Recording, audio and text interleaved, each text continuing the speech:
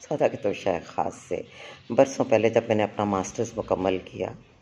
تو مجھے ایک ویکلی میگزین میں لیڈی ایڈیٹر کی جاب مل گئی، تو وہاں پر میری ذمہ داری ادارت کے علاوہ ایک عدد ویکلی مضمون بھی لکھنا ہوتا تھا۔ تو میں نے ایک مضمون جو کالج کے ٹائم پر پہلی بار لکھا، پھر یونیورسٹی میں اس کو بہتر بنایا، اور جب میں نے اس میگزین کے لیے لکھا تو اس میں بہت ریلیونٹ ایگزامپلس کے ساتھ وہ تحقیقی مضمون لکھا، لیکن مدیر اعلیٰ نے اس کو ضائع کرنے سے انکار کر دیا،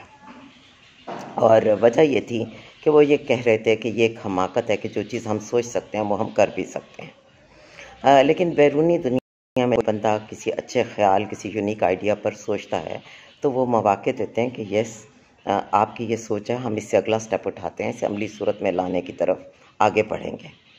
خیر، اب پاکستان میں تبدیلی آ چکی ہے۔ خیر، جس طرح کی تبدیلی آئی ہے ہم اللہ سے پناہ مانگتے ہیں، جو 1.5-2 سال میں ہم دیکھ رہے ہیں یہ تبدیلی سے زیادہ اللہ کا عذاب اور قیامت صغریٰ کہی جا سکتی ہے۔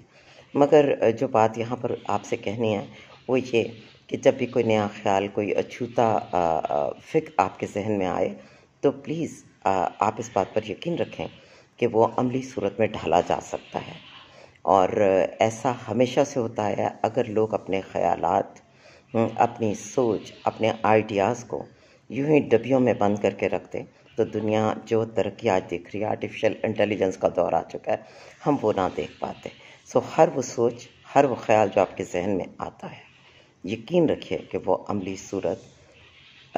اختیار کر سکتا ہے، وہ انجام پا سکتا ہے۔ سوچتے رہیے، مگر ٹینشن والا نہیں، کریٹو۔